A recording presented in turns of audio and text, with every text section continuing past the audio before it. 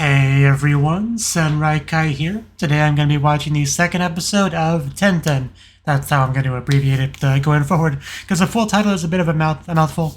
So yeah, the first episode was really good, setting up this world and our very fun, entertaining main character, Anisu, our Marauder princess. She's a great one. Any scene she was in, she pretty much made better, I think it's safe to say.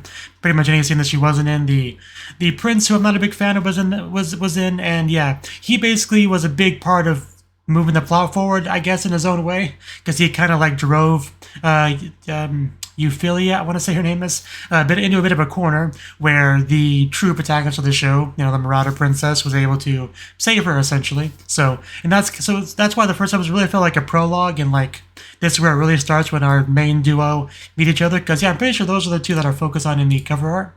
I'm gonna look at that real quick. Because yeah, you have kind of like a split day and night, mirrored opposite directions, So yeah, just really cool cover art. I never really commented on that, but the cover art does look good. Makes it look like there's two different sides of almost like a Romeo and Juliet sort of thing. I don't know. It kind of gives me that vibe. But we also get to meet other characters like Tilty, who looks a lot like the teacher from Sosaku Karajo, at least to me. But so yeah, the way the first episode ended off, really kind of cliffhanger-ish. Really wanting to see how things go, because she literally flew off into the night sky together with the person she just sort of kidnapped. So yeah, really eager to see where we go from there and how things go. So let's jump on in and see about that. So 3, 2, 1, play. And we are still at night, so I assume not much time has passed.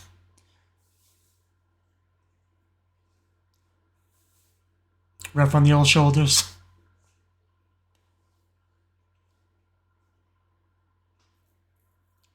Grants.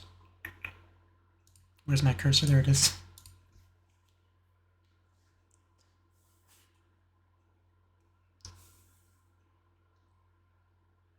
Okay.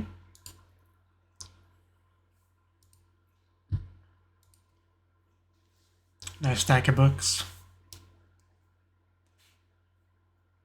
Always. Yeah, I figured he would say something like that.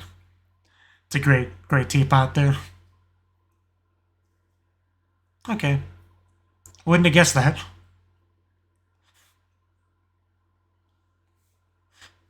Man's got a good point. The double piece, it's too good.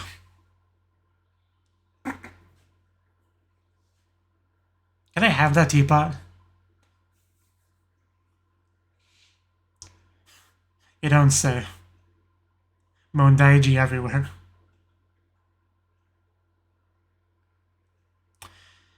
I was pretty sure, yeah, he would not approve of these actions.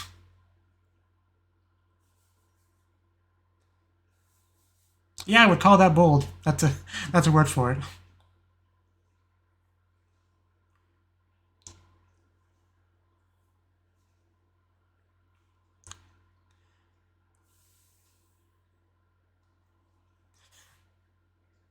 I hear footsteps. Okay, yeah, that's her. Let's go.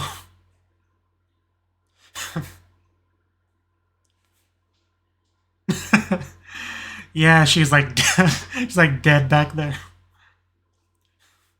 Just a very rough flight. I mean, could you imagine? Did we get the opening last time? I don't quite remember. Which is nothing new for me. I feel like we didn't. Okay, I'm pretty sure we didn't. I feel like I would remember some of these visuals. But I can't say that with any confidence.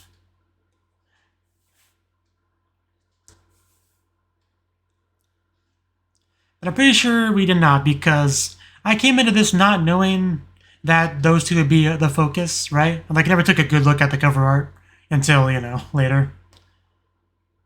But with these, flashing back and forth between them and all that, it makes it kind of clear that it's focused on them. So I'm gonna go with, we did not see it last time. Arukan Shiaru? Arukan Shiaru, I don't know what that means. Yeah, I definitely would remember that. The two of them cutely flying on a broom together.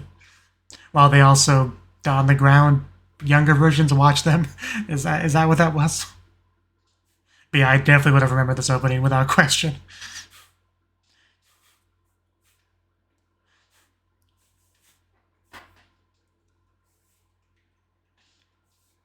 What a pretty title logo. Yeah, back to this. Nothing. She is literally perfect. Give me time to explain, Father. I swear it'll make sense.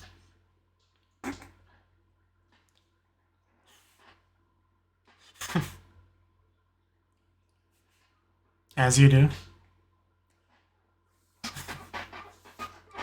Please stop with the hitting.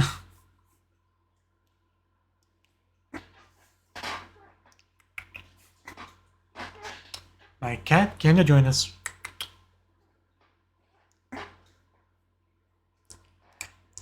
Were they talking about that, or was that something else that I misinterpreted what they were saying? But yeah, that did happen. I mean, really had nothing to apologize for. I mean, it's pretty much entirely the prince's fault. Yeah, he made a big scene. It was horrible.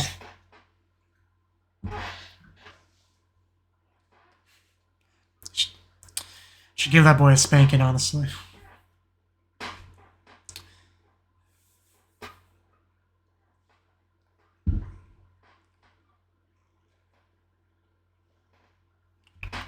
My cat now laying on my lap.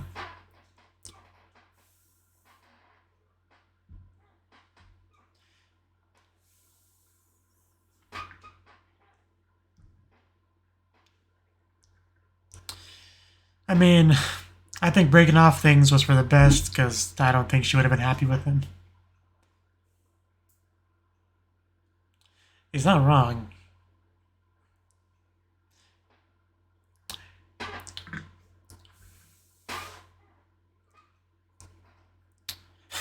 That's where you speak up. Come on. Yeah, I marry her. He doubts the quality of this Mayon. And there we go. I don't think anyone was expecting that. I have faith in her ability to do so.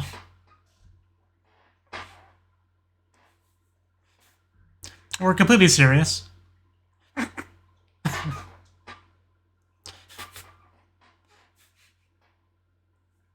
I don't see the problem. There we go. I mean, it's not quite marriage, but it's a start. Oh, okay. That's a look. How could you possibly break up with her? More of that, real world slang coming in. Chito.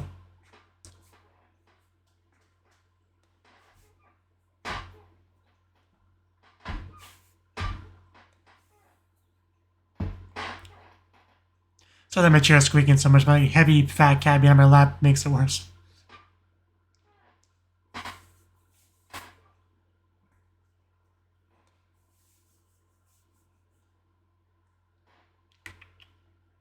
I can't look at you right now.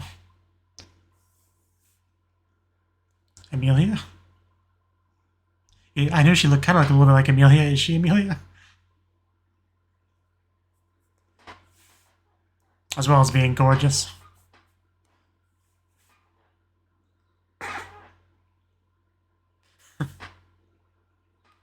The most important thing. Well, there you go.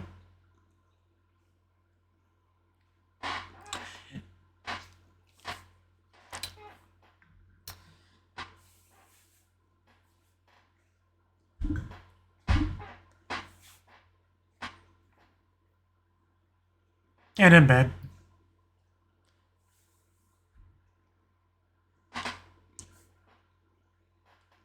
Definitely world-changing potential.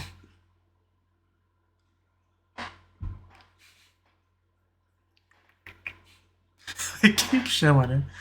It never stops being amusing.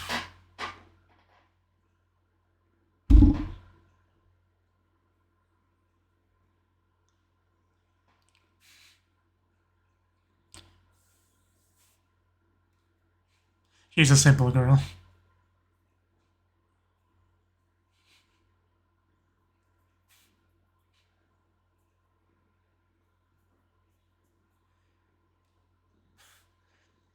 Okay, I mean, I have no objections to any of this. Yeah, change the subject.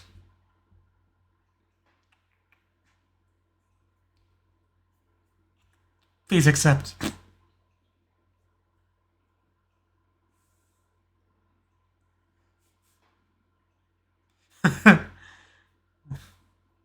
Yeah.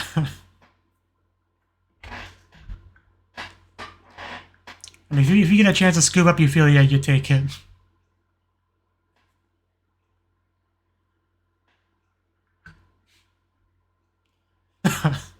Yeah. Sure, let's go with that.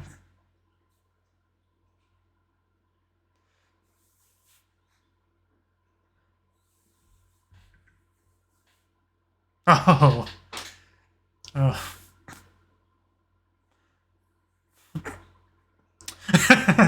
I mean, when she's, getting that close, it's.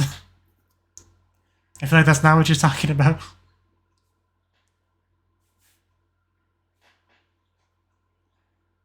I think I found my thumbnail.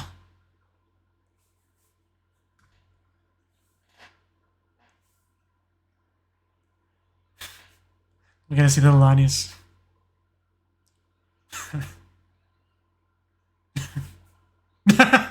Wow, okay, just straight up declaration, okay. How based can you get?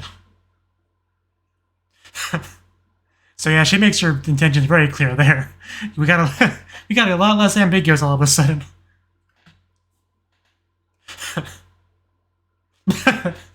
I mean, that is one good thing about being with a girl. No accidental pregnancies.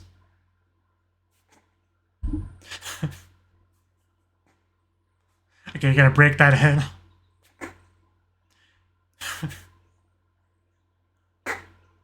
Rude.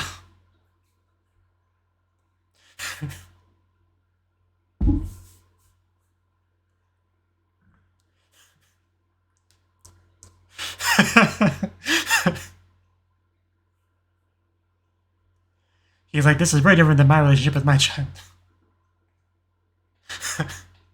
Yeah, I could tell that was what he was thinking. Like, should I squeeze your head?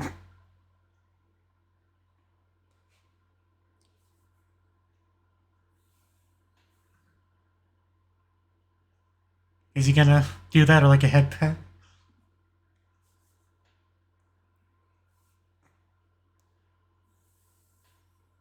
Okay.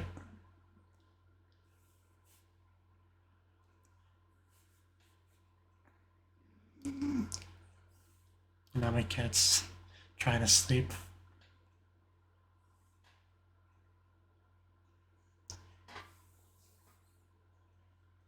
Okay, so we had some real self-reflection here from the father.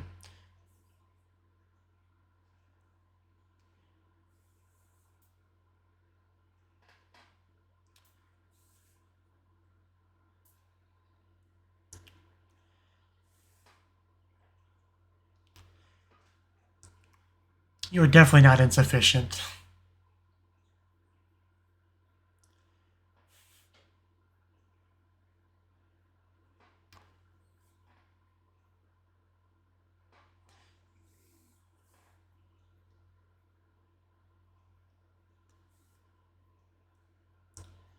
Yeah, because I don't think she really ever wanted to be with the prince. She was just doing her best in her duty, essentially. Oh, there we go. We got the head pat eventually.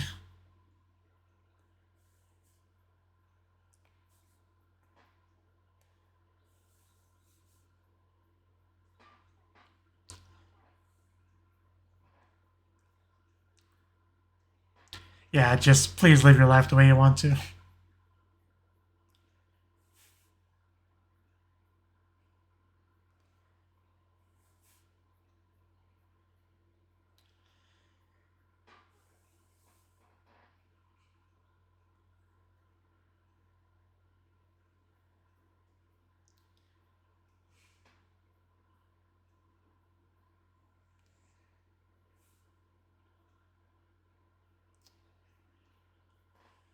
And what a nice, wholesome father-daughter moment there.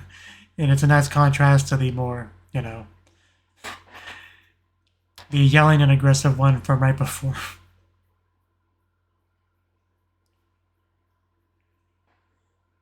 Okay. Definitely.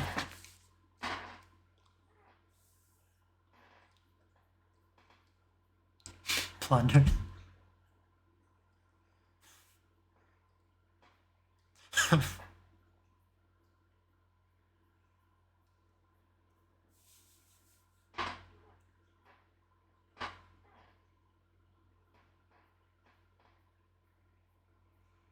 Ain't that the truth?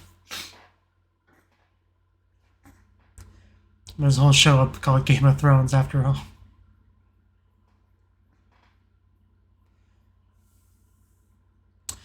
I mean, didn't they say she renounced her claim to the throne or something last episode?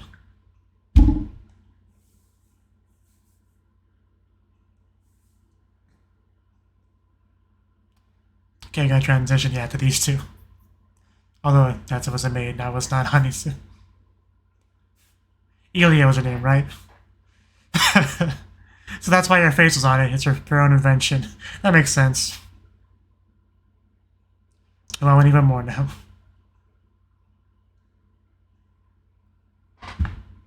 Pour a cup of bathwater.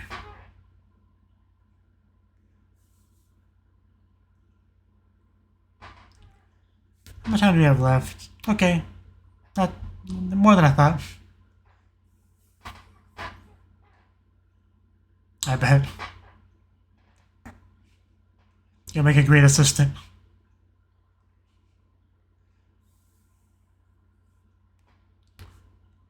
I mean, you must see it. Definitely true. I knew this was coming. Because there's no way she's gonna keep letting her call her that. She's like, is this okay? But yeah, you can't stop the Marauder Princess. It's like, oh no, not again. Not again. Ilya's just used to her, so, no surprises from her. Can I read that isekai language? And I'm sure it's in Anisa's workshop.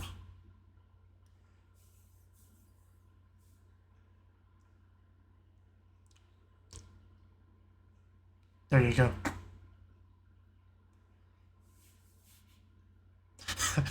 Praise me, Yuffie.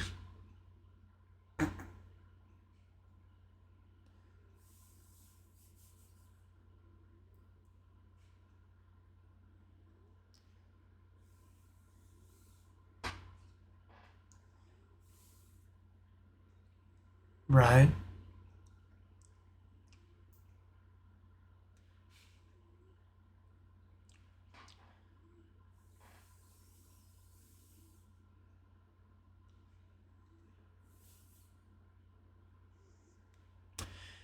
Definitely.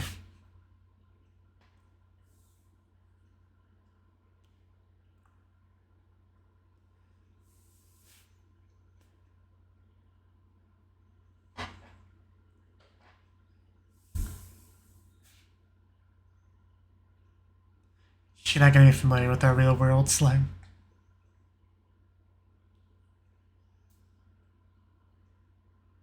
I mean, I definitely do.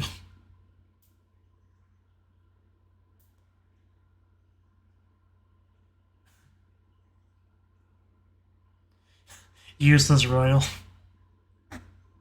Saw one of those in a visual novel once. Julie Hart's Academia.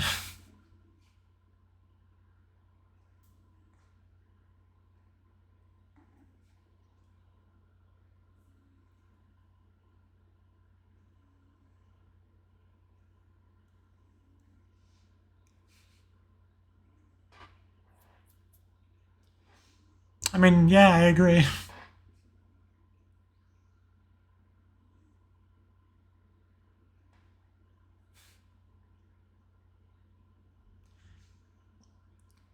And pretty much everyone fights against losing power and control.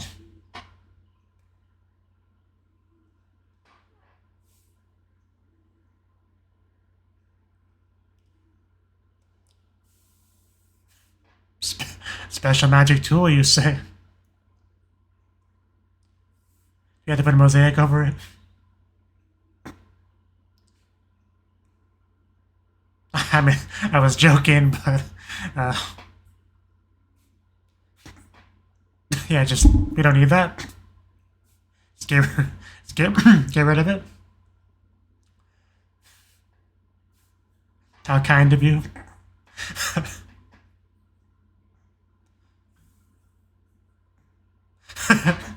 Why would I do that?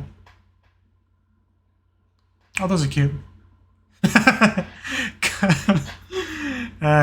Come, my lady.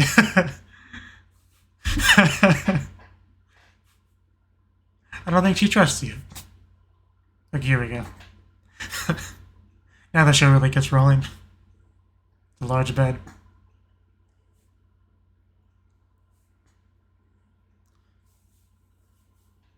I'm sure she will.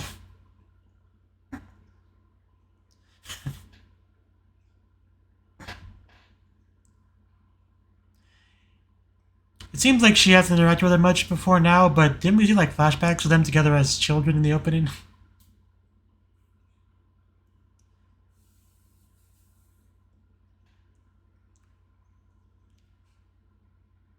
She's a misunderstood genius.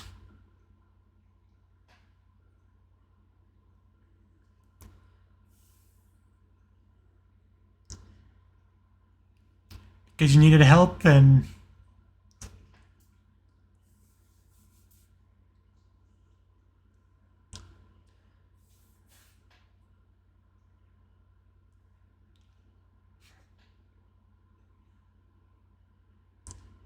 yeah, she is.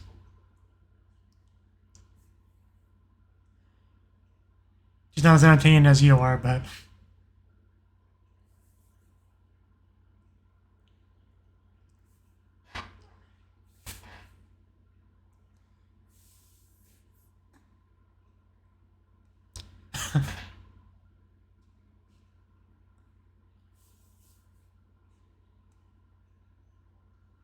yeah, the flashbacks. So maybe they knew each other as kids but never really interacted much, I guess, maybe is what the deal is. Oh, wow, okay. Not only in bed, we have hand-holding. I don't know. We're going a little bit too fast, guys.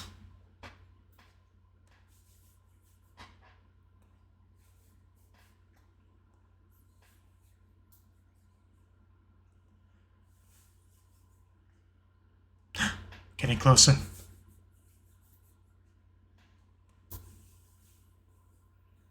Oh, wow, he did get closer.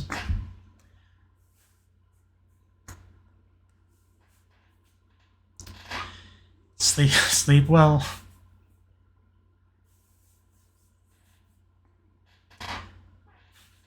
Yeah, I like how she's happily kind of leaning into it. Made it even better. And the end off on that note, too. I didn't get a chance to read that title right there. That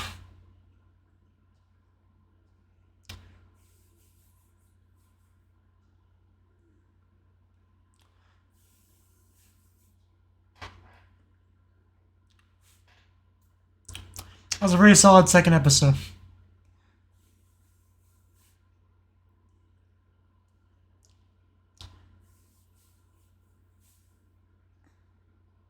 Hey, she's got a black cat on her lap like I do.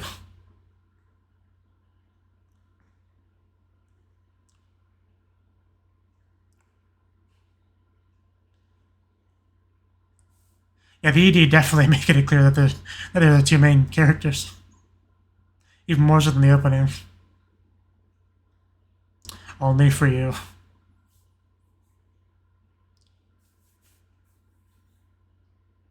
But yeah, I shipped them pretty hard right now, I'm not gonna lie. The show did a pretty good job getting me on board on that in this episode.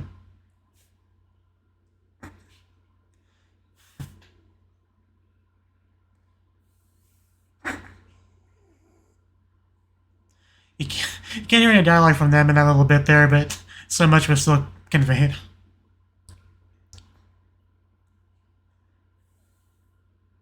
The Rainbow Magic Sword of Longing and Reminiscence. Well, that's the title. Okay. Okay. Well, that was the second episode of 1010. Like I said, a very good episode. Really nothing to complain about. There's more focus on the two fathers than I thought there would be. But it makes sense. They are the fathers of the main two characters, so definitely can't complain about that or anything. But we pretty much started with them, and then we had our amazing opening. And then we got to actually get our two main characters in the scene to kind of explain the current situation, what's going on, and her intentions to take Euphilia for herself as an assistant, possibly as a wife. That was kind of thrown in there as a possibility as well, right? So, good stuff all around.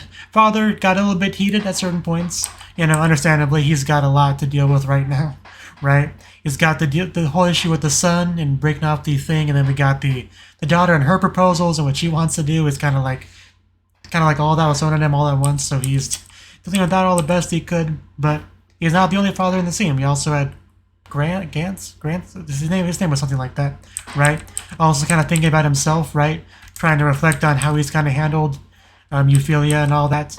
And yeah, I mean, it's not too uncommon for these sort of stories to have a nobility child kind of raised for a specific purpose, and them trying to fit into that mold of rail track for them to go on, right, as best they can. She has been referred to as perfect by multiple people in the show, and that's pretty much a reflection of I assume her just trying to be perfect for her role.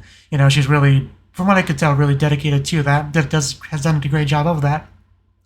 Probably hasn't really complained about it or anything like that, right? So, if that's the case, it's understandable the father might not quite understand, that he did anything wrong. But in this scene, it does seem like he's started to doubt the way he's been doing things and kind of wants to, just let her do her own thing, right?